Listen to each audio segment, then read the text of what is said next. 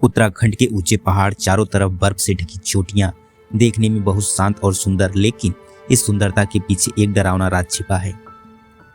यहाँ एक झील है जो बिल्कुल किसी पिकनिक स्पॉट जैसी लगती है, मगर असल में यहाँ सैकड़ों इंसानी कंकाल बिखरे पड़े हैं। झील का नाम है रूप कुंड।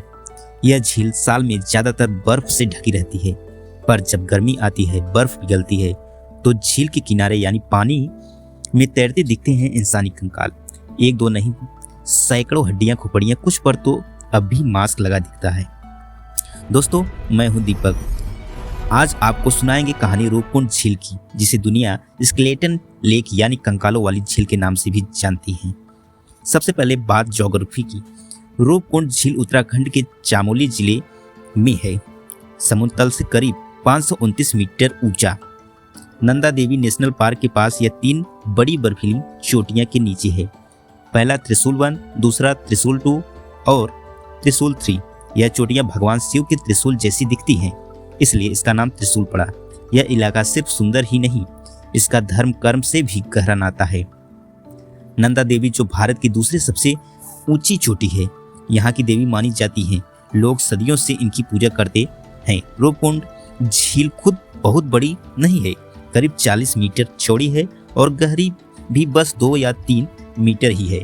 ज्यादातर समय तो यह जमी रहती है, लेकिन इस छोटी सी झील की असली बात इसका साइज नहीं है। असली बात है वह 600 से 800 इंसानी कंकाल जो इसमें और इसके चारों तरफ बिखरे पड़े हैं। सालों से यह कंकाल वैज्ञानिकों को, इतिहासकारों और पर्यटकों को अपनी तरफ खींच रहे हैं। सवाल यह है कि यह कंकाल किसके हैं? यह लोग कौन थे? इतनी मुश्किल जगह पर क्यों आए थे? और सबसे बड़ा सवाल, इतने सारे लोग एक साथ कैसे मरे, या फिर यह अलग अलग टाइम पर मरे? जवाब जानने के लिए शुरुआत करते हैं साल 1942 से। एच के माधवन एक भारतीय फॉरेस्ट रेंजर थे। वह उस समय ब्रिटिश सरकार के लिए काम करते थे। वह इस इलाके में गश्त पर थे। शायद मौसम गर्म था, बर्फ पिघल रही थी। तभी उन्हें झील के किनारे और पानी में बिखरी हड्डियां और खोपड़ियां दिखी। इतनी ऊंचाई पर जहां आसपास कोई बस्ती नहीं, इतने सारे कंकाल। उन्होंने फौरन अपने अंग्रेज अफसरों को खबर दी। दूसरा विश्व युद्ध चल रहा था। अंग्रेजों को डर था कि कहीं जापानी फौज भारत पर हमला न कर दे। अफसरों को पहला शक यही हुआ कि कहीं यह जापानी फौजी तो नहीं हो सकता है वह पहाड़ों के छिपे रास्तों से भारत में घुसने की कोशिश कर रहे हो और किसी बर्फीले तूफान या एवोलांच में मारे गए हो। यह डर बड़ा था। अगर जापानी फौजी ऐसे छिपे रास्ते जानती थी तो यह अंग्रेज राज के लिए खतरा था। इसलिए फौरन जांच का हुक्म दिए गए। जांच शुरू हुई, लेकिन जो पता चला उससे राज और गहरा गया। पूरे इलाकों को छाना गया, पर कंकालों के पास या आसपास कोई हथियार, फौजी सामान या वर्दी का टुकड़ा तक नहीं मिला। अगर यह फौजी होते तो उनका कुछ ना कुछ सामान जरूर मिलता।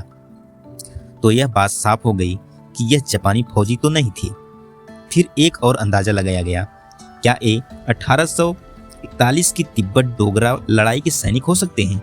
उस लड़ाई में जम्मू के राजा गुलाम सिंह की फौज तिब्बत से हार गई थी। कहते हैं हार के बाद लौटते हुए बहुत से डोगरा सैनिक खराब मौसम और मुश्किल रास्तों की वजह से मारे गए थे। क्या रूपकुंड के कंकाल उन्हीं के थे? यह बात कुछ ठीक लगी, लेकिन फिर वही सवाल, मरने वालों में सिर्फ आदमी ही नहीं, औरतें भी थी। उनके कंकाल भी मिले थे और हथियार यहाँ भी नहीं मिले थे, जो यह अंदाजा भी पक्का नहीं बैठा।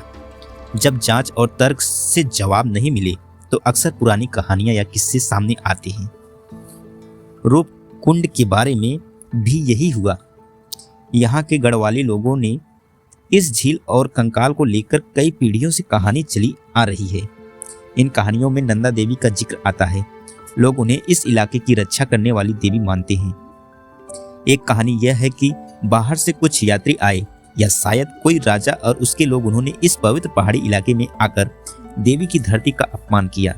उन्होंने यहाँ शोर मचाया, गंदगी फैलाई या कोई गलत काम किया। इससे नंदा देवी को बहुत गुस्सा आया। देवी के गुस्से से आसमान से लोहे जैसे सख्त ओले बरसने लगे। यह ओले इतने बड़े और तेज थे कि उनकी चोट से ही उन सभी यात्रियों की मौत हो गई।